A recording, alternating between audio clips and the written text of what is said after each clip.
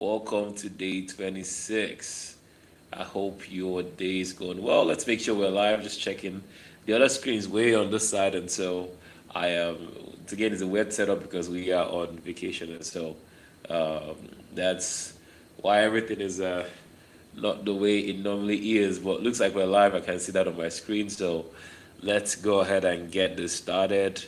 Now that I'm looking at the screen, my eyes look really red. I am all of this extra time on the sunshine and chasing kids around will do that to you. And I'm drinking some tea as well because I feel like there's some allergic things going on with me. I don't know what it is. The weather's been up and down, but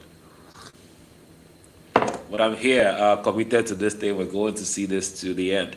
I am excited to be here. I'm glad. Thank you all for supporting this thing to this point. I'm grateful for everybody who's been part of the journey, who has shown up, who has watched the clips, who has watched entire videos. Thank you. Um, it's been wow. This is after today. We're wrapping up tomorrow. We're going to the home stretch of the last couple of weeks, and so I am truly excited, truly grateful, and looking forward to the rest of the journey. I started preparing actively for my TED Talk on the 25th, and so that also kind of kicked me around a little bit. But overall, I'm excited to be really pushing myself in different directions as I approach my 40th birthday. And so, yes, if you have not subscribed yet, please do so. Subscribe, go watch all the previous videos, excuse me, and share with somebody else who needs to hear some of the lessons, because again, it's just a compilation of lessons I've learned over the past 40 years. Well, shorter than 40 because out of the 40, majority of that I was a child, I guess. But today is Friday, and I want to leave you with a mindset shift, that will change how you approach every professional relationship from this point, right? My topic today is community is a strategy, right? That is my topic for today. Community is a strategy. So you can already see where it's going. And I want to get into how I've leveraged community to pretty much advance in my career and every aspect of my life, and what you can do to accomplish the same or even better. Right. So I'll start off like always with a question. Do you think there's a difference between networking and building community? Or what is the difference between networking and building community? Like, is there a difference? If there's a difference, say yes, no, and then let me know what that difference is if you're on there's a different side. Um, so that's what I want to get into today. So networking, is the way most people practice networking. They see it as attending events, collecting contacts, exchanging cards, business cards, connecting on LinkedIn, and we've all done that. Following up, after you get those cards, and then waiting that for that relationship to produce something, right? That's always the context behind professional networking, and honestly, it gets very exhausting. But the orientation, when it comes to networking in this context, is very extractive. It's almost what can I get um, out of this, and it's the game is the game. I'm a big advocate for networking. It's something that naturally I am not one that will go out for events to just with the sole intention of shaking hands and meeting people. I always like to go out to because it's meaningful, because it's impact, because it's people I know I care about. So I've never been one that I've never been big for just go because certain people will be here at this program and let's see what connections we can make, or attend this conference for the networking, with intent to network. It's always been for me, if networking happens and meaningful connections are made, it happens. But one thing I've been, it's just this new space. I'll still say I'm still very new in the non-profit building. AIM is still very young. We are still navigating the kings of our organization. We're still doing a lot of things foundational, and so I'll say I'm still very young in this ecosystem of social impact entrepreneurship, and I'll say I've learned that networking is not just, especially in the ecosystem for right here in Atlanta. It's almost like every the pool of resources is there's just a simple single pool, in a sense, and so everybody is connected to everybody. Everybody knows everybody. Everybody is funded by the same people, and so you have to be in certain circles to access the resources. So you have to do this, shake hands and kiss babies and collect numbers and follow up on LinkedIn and all of that. And I have been doing that, but again, for some people, it's not a natural. For me, it's not something that I have done naturally, but I'm learning to also do it without losing my soul, and just again, just for connections and who to meet that will hopefully lead to something. I think it's a hassle. But that's in today's world, that is the context that we talk networking a lot of the time. It's about meeting people, connecting with them, and seeing where that relationship goes. Now, when it comes to community as a conversation, community is, more of a strategic orientation. It's showing up consistently to serve, right? Showing up consistently to serve, creating value for others without immediate expectation of return. It's building trust slowly through genuine investments. Okay, the primary orientation here is generative. The other one is extractive. This one is generative. It's about what can I contribute. I lean more towards community. That's naturally who I am. It's about serving. Like every meaningful connection that I have that is being a part of what we're building, whether in the NSTAR or AIM context, has been from showing up and serving. My reputation, our family's reputation of just giving and serving and pouring into others. And so people see what we do and feel like, you know what, I want to be a part of that. I see a place, I see space for myself, I see room for myself, right? It's been the human capital that we are benefiting or enjoying now is years of labor, it's years of pouring, and it's years of serving, whether in church, and serving the community, whether it's through NSTAR and offering training programs, free community initiatives, all of those things, right? It's been our strategic orientation. But what it's done is it's brought people who are aligned with our values to us. Okay, and so it's moved from just connections because we are looking for what to get out of this relationship to I meet people, but I meet people with intention to serve, right? And there are people whose service brings them. There are people who maybe I'm not even in a position to give to them, but they are connected to me because they see value in the work I do and want to be a part of that. So now that's networking that was formed on the basis of impact and value, not let's see who this guy knows, and I feel like they can open the door. Again, I'm not saying completely throw away the other traditional networking within the context like people do it today, but it's showing you a different way as well, and that's the community. And so the paradox, with the generative orientation, it produces far more professional value over time, right? With community building in the way I define it, it's not instant. It takes a while to build that capital up, but over time, it's very valuable, right? Versus, especially when you're comparing it to just the extractive networking approach, right? People who build community end up with more resources, more opportunities, and more advocacy than those who network aggressively. And I'll tell you this: I've played in both worlds, and I can say this categorically. Um, Over time, meaningful relationships will outlast professional relationships where we just met and shook hands, and then you now have to start working. Okay, what next? And I've done those where we have these meetings, we have these calls, we're excited, and I do my spiel, my pitch, talk about what we're doing, and then okay, great, let's stay in touch. And it's like, okay, what next? The stay in touch means, okay, hey, this is what we're doing, or this is what we're doing. It's always around something because there is no meaning, there's no genuine value. There's no we connect on certain things, but we mesh based on value. Like, what can I get out of this, right? And for you, you took that call because you're looking, what can I get out of this? Versus where we connect on a pure value-driven basis. It by far outlasts, the community approach by far outlasts the just pure networking approach. So three ways, right? Three ways community functions as a business strategy, right? Because that's the topic today, community as a strategy. Three ways community functions as a business strategy. Number one is trust acceleration. Trust acceleration is the first way, right? Relationships built in community context carry a level of trust that cold professional contacts cannot match. I'm telling you again, I think I've overflogged this point, right? There is a level of trust because it didn't start with what I can get out of this. It started on the platform of I want to give, I want to pour in, I want to, I am building community. I'm being intentional to connect with my people, and serve my people and serve a group.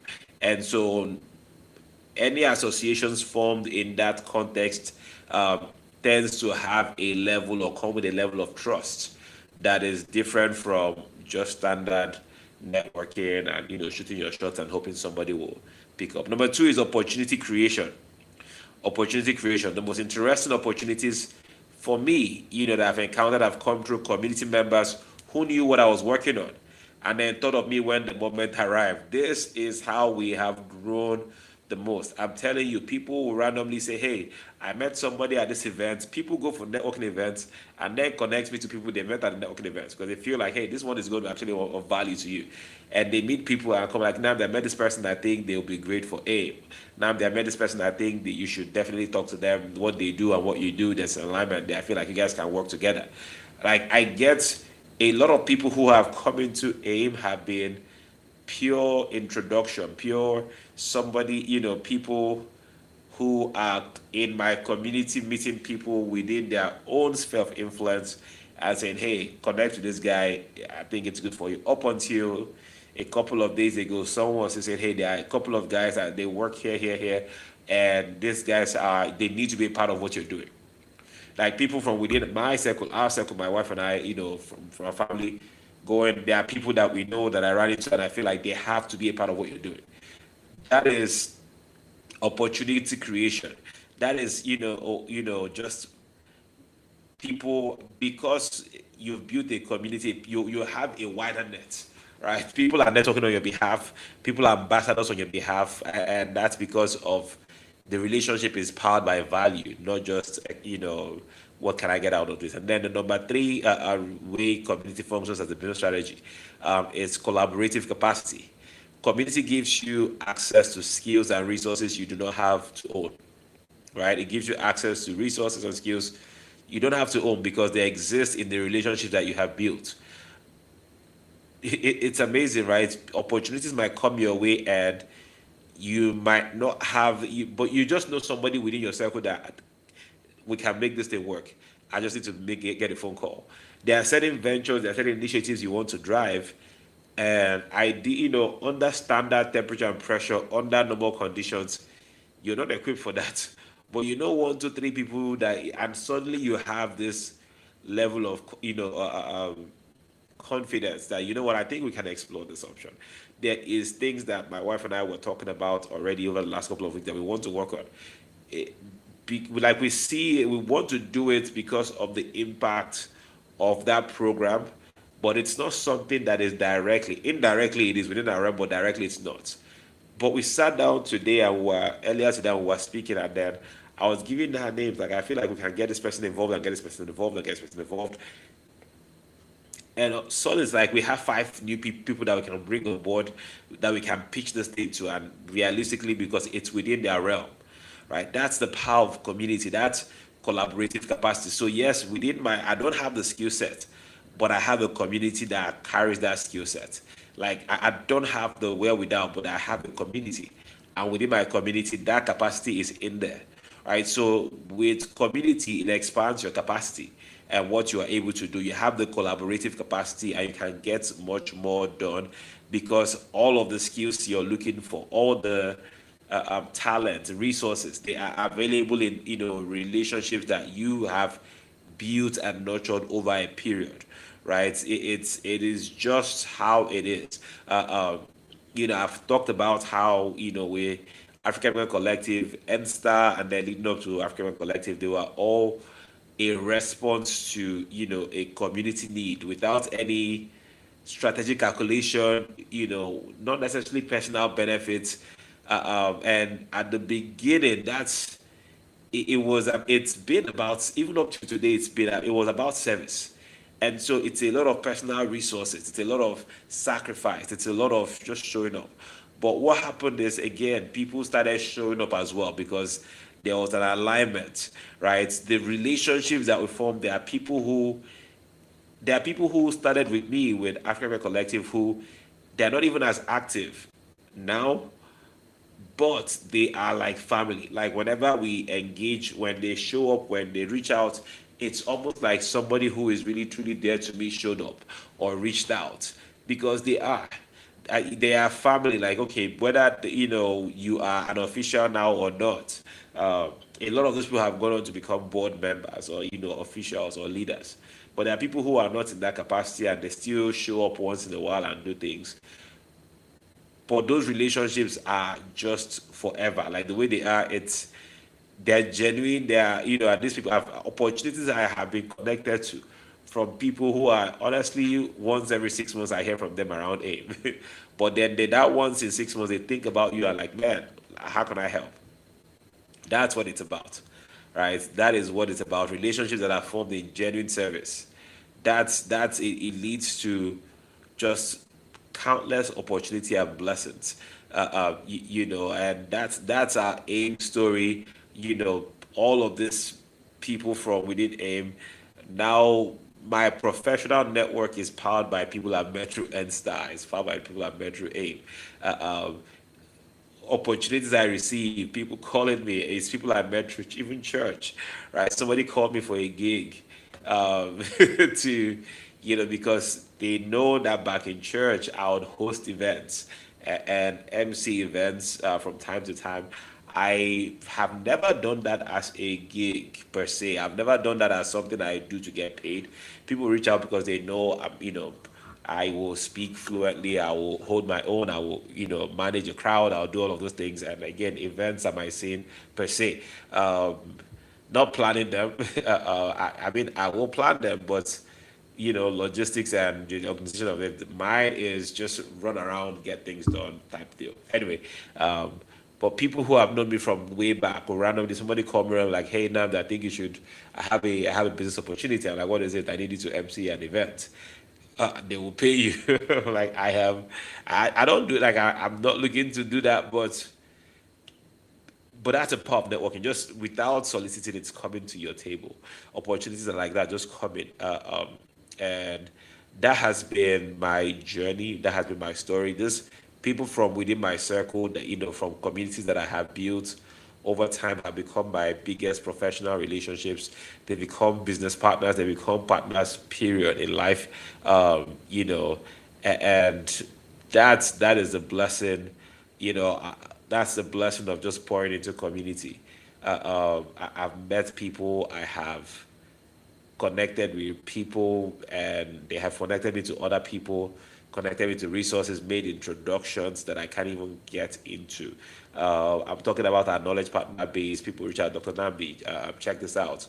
I want to connect you to this person. And those people now are major players within AIM. Like or people who are recommended, like, hey, now before you order this thing, try this, reach out to this person, let's explore this option.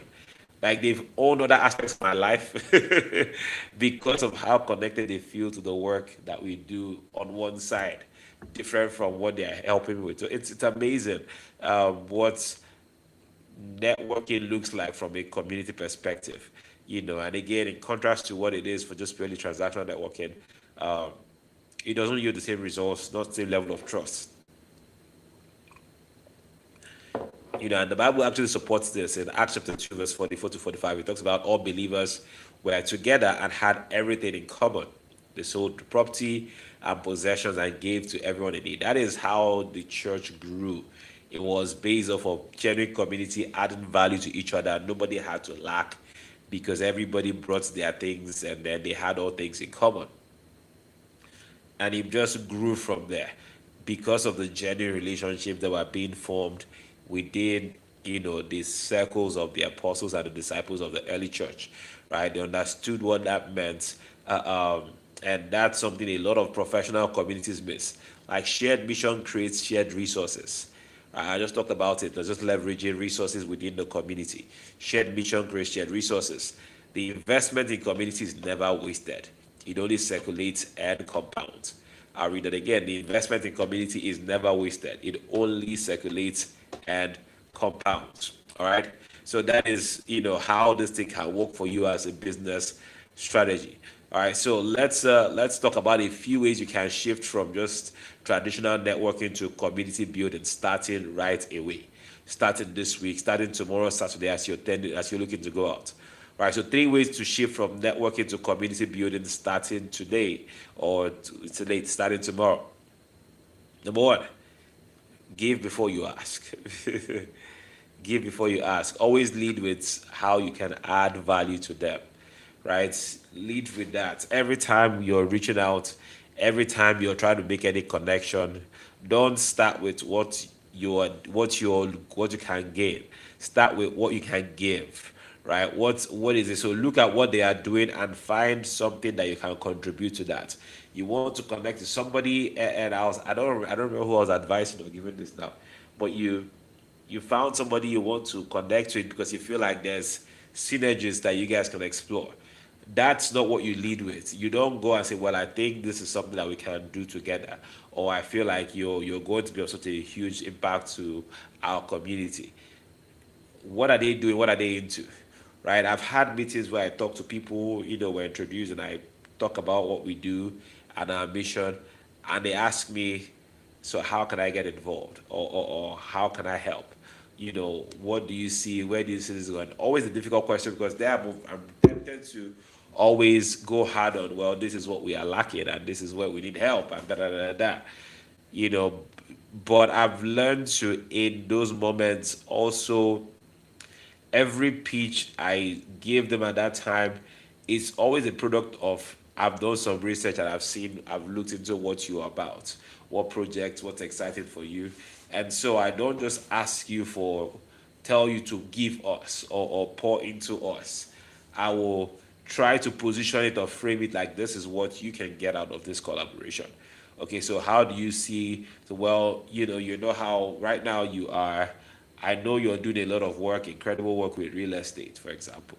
You're doing incredible work with real estate. I think that's an opportunity there, for our people to grow. And I feel like if I can get you in front of our audience, a lot of those people are potential clients for you. But it's also going to be transformational for them, and it's a win-win.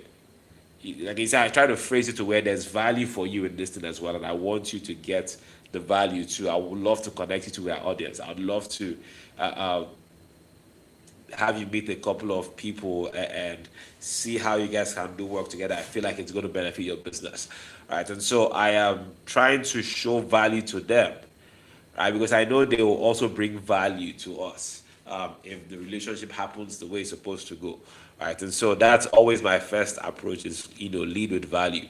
What can you offer them rather than what you need? Number two step you can take to start shifting from networking to community building, show up consistently. This is very important. Community is not built at one event. A lot of people, again, you attend one event, collect those cards, and that's it. No, no, you have to continue, right? It's one event doesn't do it. It's constant communication. It's constant, checking in, showing up, all of that good stuff. It's built on really being the person that keeps showing up, right? Show up for your community, show up for your people. People value people who show up for them, who they can count on. If there's an expectation, show up for it. If there's something you need to be a part of, show up. If something needs to be happening that's going to give value to your people, make sure it's happening, right? I was having this conversation with my team recently, and I was telling them like the backbone of our impact for us, the foundation, not necessarily backbone, but the foundation of impact for us at the African Collective is our masterclass series. That's almost always the first touch point to a lot of people outside of our major flagship events that we bring a lot of people in. Um, the regular one where people are getting into our ecosystem is the masterclass series. Like we can't compromise this, right? We have to show up consistently. This has to happen. We can't start taking gaps now, right? We have promised the people that every week you're going to get professional development from experts within AIM. We're going to deliver on that promise, right? It's something that is it easy to schedule? It's easy to coordinate? No, But there's something powerful about showing up consistently. What that does is people can count on you, but also they know I can. This is dependable, but also not just dependability, but also now there's a level of, man, how can I help these guys? Right? They're thinking about you, in ways to be of value and be a part of what you're doing.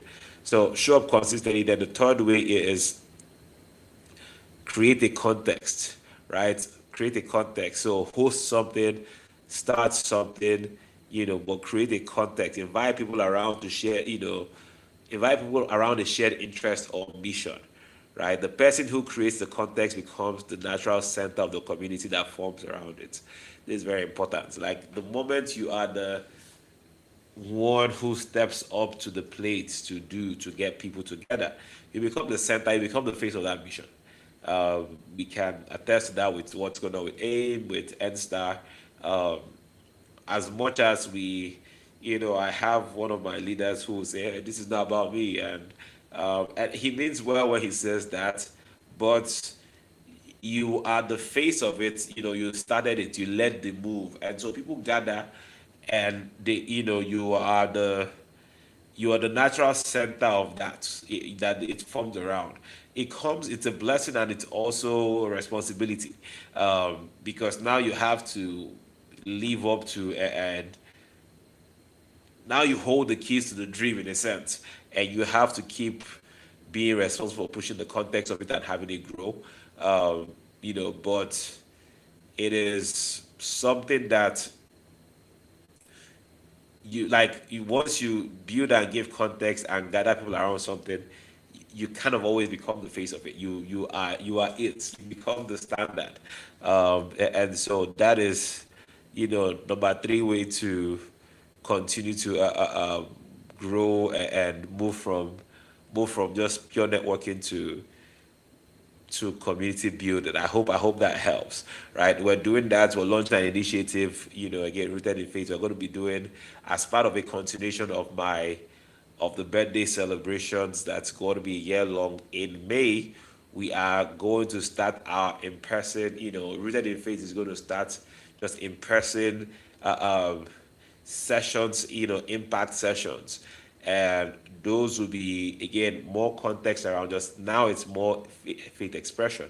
We're gathering around faith, but also leadership and professional development. So we're having those things starting next month, right? I'll be fully unveiling that next week, with the details and how we're going to get started. So it's going to be exciting, but that's how you, again, because I still want to connect with more people. I want to connect to my people, the people I'm called to serve. I want to get to them. I want to show up for them. I want to be in, cahoots in conversation and in community with the people that I am called to.